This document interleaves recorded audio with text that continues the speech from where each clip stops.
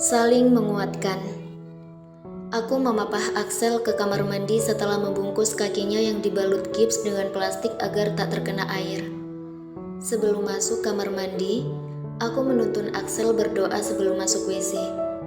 Kaki kiri dulu yang masuk, Pah. Axel mengangguk. Aku menuntunnya untuk duduk di kursi dalam kamar mandi. Mandi sendiri bukan hal yang sulit untuk Axel. Aku menunggu di luar selama Axel mandi. Kusiapkan pakaian ganti untuk Axel. Setelah Axel selesai mandi, aku kembali masuk ke kamar mandi dan mempapahnya keluar. Axel sudah melingkarkan handuk di pinggangnya. Tak lupa aku mengingatkan Axel untuk keluar dari kamar mandi dengan mendahulukan kaki kanan dan melafalkan doa. Axel bisa dengan mudah mengenakan pakaian sendiri. Dia kesulitan mengenakan celana. Aku membantu mengenakan celana dalam juga celana luar yang aku masukkan hati-hati dari ujung kakinya, terutama yang dibalut gips.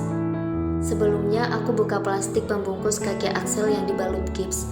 Awalnya aku canggung melakukannya. Axel juga tampak malu-malu mau karena tak terbiasa. Namun lama-lama kami terbiasa. Axel masih tetap mengenakan handuk yang melingkari pinggangnya. Sebelah tangannya bersandar di dinding. Gerakan tanganku naik ke atas. Biasanya jika sudah melewati lutut dan menuju paha, Axel menghentikannya dan ia akan meneruskan memakainya sendiri. Kali ini diam saja. Kami beradu pandang. Aku mengernyitkan alis. Biasanya kalau udah sampai sini kamu akan memakainya sendiri. Kali ini aku pengen mamah yang makain sampai selesai. Aku tersipu. Jarak kami yang begitu dekat membuatku bertambah gugup. Aku masih saja merasakan debaran kalau berdekatan dengannya. Aku menaikkan kembali celana itu ke atas. Wajahku mungkin sudah memerah.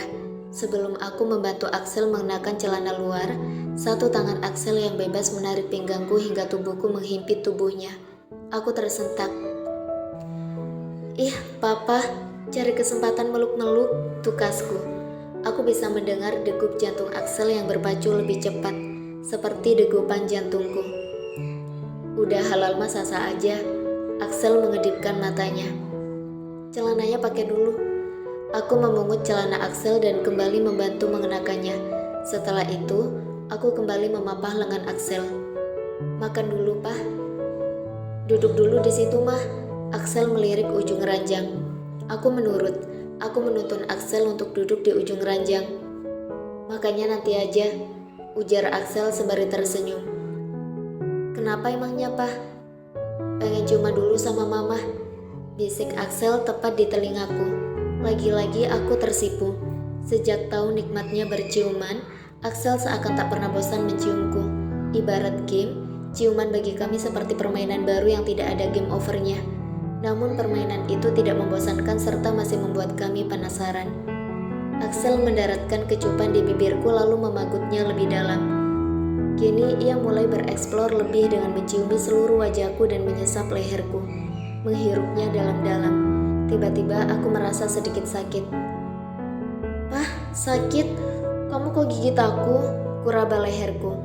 Axel malah terkekeh. Ini bukan gigit, Mah. Ini namanya ngasih kiss mark. Papa pernah lihat di video, di laptop Devan. Membekas siapa? Tanyaku. Axel mengangguk. Iya, merah-merah. Nanti juga hilang. Dinikmati aja, Mah. Enak tau, Mah. Aku tertawa kecil. Axel menangkup kedua pipiku dan kembali menciumku. Axel, Dira. Kami kaget bukan kepalang. Biarpun sudah halal, tapi saat ada yang memanggil kami dengan lantang, rasanya itu seperti maling kepergok. Kami segera melepas ciuman kami. Kuambil kerudung lalu mengenakannya untuk menutupi tanda merah di leher. Suara ketukan pintu bergema. Iya, Bun. Pintu terbuka. Sosok wanita terbaik di dunia berdiri di balik pintu. Yuk makan dulu, ucap Bunda lembut. Iya, Bun. Aku dan Axel makan berdua di ruang makan. Ayah sudah makan lebih dulu karena berangkat ke pasar untuk membeli bahan yang kurang. Siang ini ada pesanan catering di 3 tempat. Bunda juga sudah selesai makan. Adika sudah berangkat ke sekolah. Axel menyuapiku sesekali. Aku merasa malu sendiri, seolah aku ini anak kecil, makan aja harus disuapi. Aku bisa makan sendiri, Pah. Gak apa-apa, aku pengen nyuapin Mama. Axel menyendok nasi lalu menyuapkan ke mulutku. Kami saling melempar senyum. Jari-jari lembut Axel mengelap sisa nasi yang menempel di ujung bibirku. Samar ku dengar percakapan di ruang tamu antara Bunda dan Bude Maulid. Sepagi ini Bude sudah datang. Ada apa gerangan? Bunda dan Bude melangkah masuk ke ruang makan. Nih, Bude nganterin soto Sukaraja. Axel udah pernah makan soto Sukaraja belum? Bunda meletakkan satu set rantang di atas meja dan membukanya. Aroma soto tercium begitu menggugah selera. Sudah Bun, soto Sukaraja memang khas banget, jawab Axel. Makasih ya Bude. Aku tersenyum melirik Bude yang membalas dengan senyum juga. Kamu gak kuliah, Dir? Tanya Bude. Kuliah nanti siang. Kamu disuruh kuliah yang benar malah minta kawin. Kalian masih kecil-kecil udah pada minta kawin. Teman-teman kamu masih pada bebas, seneng-seneng. Kamu udah kerepotan ngurus suami yang apa-apa masih harus diurus. Nasibmu kok gini amat, Dir? Padahal kamu anak pintar. Tapi masa depanmu gak lebih baik dibanding teman-temanmu yang waktu sekolah gak naik kelas atau dapat ranking terakhir. Jelek. Perkataan Bude Maulid begitu menusuk dan menyakitkan. Aku lihat raut wajah Axel berubah muram. Kedatangan Bude benar-benar merusak suasana. Mbak, jangan begitu. Masa depan Adira masih terbentang ke depannya. Insya Allah dia masih punya banyak kesempatan untuk meraih masa depan yang cerah bersama Axel. Jangan menganggap pernikahan ini sebagai penghalang dan penghambat. Banyak kok yang pada berhasil di saat sudah berkeluarga.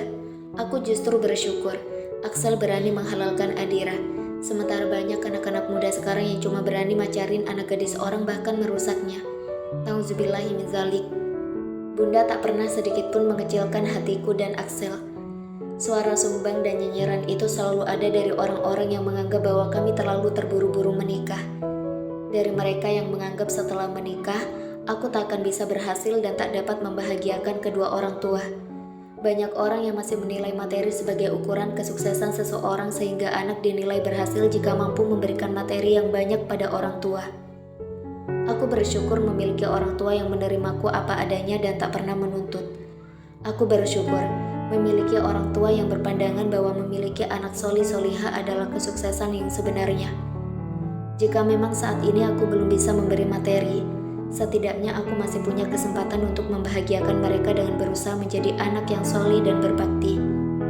Ya, aku ngomong berdasar fakta yang sekarang ini aku lihat, Fir. Ponakanku yang digadang-gadang bakalan jadi orang sukses, kok malah mutusin nikah muda? Mana menolak calon yang sebenarnya udah sangat ideal. Misal Adira menikah sama Saha, gak masalah dia nikah muda. Kuliah, sandang, pangan, papan, ada yang bayarin, ada yang biayain. Ibarat Adira setelah lulus nanti gak kerja pun hidupnya udah terjamin. Gak perlu kerja keras karena penghasilan suami sudah cukup. Dengar-dengar Saha punya bisnis juga, mau ngasih ke orang tua juga gak bingung. Kamu dan Bayu bisa tenang melepas Adira. Lah faktanya sekarang, Adira nikah sama Axel yang kakinya masih sakit, belum bisa kerja. Kamu dan Bayu juga toh yang akhirnya biayain segala macam, malah jadi menanggung menghidupi 3 anak, Dira, Dika, ketambahan menantu. Adira juga harus ikut kerja karena penghasilan Axel juga gak banyak. Kata-kata Bude Maulid yang meluncur seperti kereta api seakan menusuk bagian hatiku yang terdalam. Entah kenapa, sakit sekali mendengarnya. Aku tak suka orang meremehkan suamiku. Kutatap wajah Axel yang sudah berubah mendung. Hatinya pasti terluka. Aku memikirkan perasaannya. Kakinya masih sakit. Keluarganya di Jakarta tak ada yang peduli. Di sini sudah ada aku dan orang tuaku yang telah menjadi orang tuanya juga. Tapi masih ada saja yang berkomentar pedas. Insya Allah menikah dengan Axel adalah yang terbaik, Bude. Sebelumnya Dira sudah sholat istikharah. Axel juga insya Allah bertanggung jawab. Saat ini kakinya masih sakit, makanya belum bisa kerja. Aku mengusap punggung tangan Axel dengan telapak tanganku. Ku coba menenangkannya agar tak mengambil hati omongan Bude. Ya tapi tetap saja, sekalipun dia nanti kembali bekerja, hasilnya apa cukup untuk biaya kalian sehari-hari? Apalagi nanti kalau sudah punya anak, pendidikanmu juga bakal terhambat. Bude masih saja ketus. Sudah Mbak, justru dengan Adira menikah dengan Axel, hikmahnya jadi ada yang mengurus Axel selama sakit. Aku juga gak menuntut Adira harus jadi orang sukses secara karir atau materi. Bagiku udah cukup melihatnya bahagia, rukun sama Axel. Biarkan mereka meraih masa depan mereka bersama. Kata-kata Bunda selalu menyejukkan dan menetralkan ucapan pedas Bude Maulid. Ya sudahlah, aku pamit dulu, Fir. Bunda melirikku dan Axel bergantian. Ngomong-ngomong, Axel sudah sunat belum? Tanya Bude Maulid sedikit sewot. Aku dan Axel berpandangan. Axel menatap Bude Maulid dan mengangguk. Sudah, Bude. Baguslah, kirain belum. Bude Maulid melangkah tanpa beban. Bunda mengikuti langkah Bude. Axel memintaku untuk mengantarnya ke kamar. Sepertinya ia kehilangan selera makan. Kupapah lengannya. Setiba di kamar, kubantu Axel duduk selonjoran di ranjang dengan hati-hati. Tatapannya kosong. Ada kesedihan yang aku tangkap dari sorot mata sayunya. Pah, Axel memiringkan wajahnya. Aku usap sebelah pipinya dan aku gerakan wajahnya agar bisa menatapku. Ia menatapku sepintas selalu kembali memiringkan kepalanya. Pah, lihat aku. Aku tahu, kamu pasti kepikiran omongan Bude. Aku merasa gagal, Mah, ucapnya parau. Gagal kenapa? Axel menatapku dengan tatapan pias. Jelas ada kepiluan di sana. Benar kata Bude Maulid, aku belum bisa bekerja. Honor menulisku juga belum keluar. Belum ada yang pesan dibikinin website. Aku cuma merepotkan keluargamu. Kasihan ayah bunda yang harus merawat dan menghidupiku. Aku belum bisa kasih kamu apa-apa. Sudut mata Axel tampak berkaca. Aku tangkup kedua pipinya. Jangan bilang gitu. Keadaanmu belum memungkinkan untuk bekerja. Aku tahu kamu juga sudah berusaha dengan terus mengirim tulisan. Aku ikhlas, Pak. Bagiku yang terpenting adalah kesehatanmu. Setelah kamu sembuh total, kamu bisa aktif bekerja lagi, dan kita akan cari kontrakan agar bisa hidup mandiri. Aku datang ke kamu dan keluargamu di saat aku gak punya apa-apa. Gak punya siapa-siapa. Aku cuma bawa niat baik. Air mata berlinang membasahi pipinya. Di balik sikap Axel yang terkesan cuek dan selengean, dia cukup perasa dan mudah tersentuh. Ku hapus air matanya dengan telapak tanganku. Melihat bulir bening menetes dari air matanya, mataku pun berair. Aku ikut menangis. Sudah, jangan nangis. Aku gak melihat apa yang kamu bawa. Aku melihat niat baikmu. Aku menerimamu apa adanya, Pak. Gantian Axel yang menyeka air mataku. Aku juga menerimamu apa adanya, Mah. Meski Bude bilang segala macam tentang keputusanmu menikah muda, aku gak peduli. Aku gak peduli entah nanti kamu berkarir, jadi ibu rumah tangga, sukses secara materi seperti yang digadang-gadang Bude atau tidak. Aku akan selalu menerimamu apapun kondisimu. Di mataku kamu selalu istimewa. Aku gak peduli orang mau bilang apa. Tangisku semakin deras. Tapi aku berusaha menahannya agar suaranya tak terdengar sampai luar. Axel menarikku dalam pelukannya. Ia mengecup keningku lembut lalu bergantian mengecup mata kanan dan kiriku. Cup, sudah jangan nangis. Kita fokus saja pada masa depan kita. Biarkan orang berkomentar apa, kita jangan terpengaruh. Ada Allah bersama kita. Ucapan lembut Axel membuatku merasa tenang. Kami berpelukan mengalirkan perasaan kami yang begitu dalam. Aku tahu. Ini masih awal. Dalam pernikahan akan ada banyak kisah yang terpatri seperti cerita ayah dan bunda tentang ujian pernikahan yang selalu datang tanpa kita duga. Jika kita bisa melalui ujian itu, maka insya Allah akan menaikkan derajat kita dan rumah tangga akan selalu diwarnai rasa cinta karena Allah. Ujian-ujian itu yang akan menguatkan rasa cinta dan kapal ini akan terus berlayar menuju jannahnya.